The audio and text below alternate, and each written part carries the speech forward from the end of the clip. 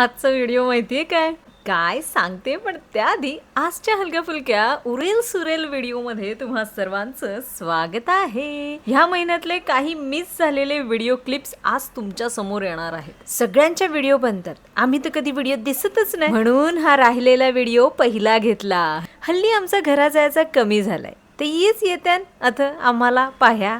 मम्मीने घेतले आज सुके मासलीची भाजी कराय. मस्त नाश्ता झाला आणि निघालो. गावाकडची सवय असली की असा फ्लॅटवर 1 ते 2 दिवस, त्याचे पुढं नको नको म्हणून ह्यांनी पण भरल्या बॅगा आणि चलोच.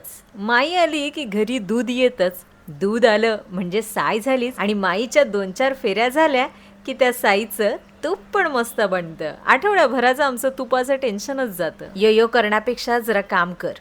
रावस आहे आज घरची चिकवा ना लाल जांबा, सोबत या कैऱ्या. फार दिसान आज काढलाय. यांचा सराव होतो तिथपर्यंत मी जेवण बनवून घेते. सुट्टी म्हणजे उठा, टीव्ही बघा, जेवा आणि झोपा आणि हे चक्र तसंच फिरू द्या. सुकी मासली झाली, आता जरा बर्थडेला जाव. मम्मी पप्पा पण होते, सो सर्वजण एकत्रच आलो. ही गार्गी, हिचाच आज बर्थडे.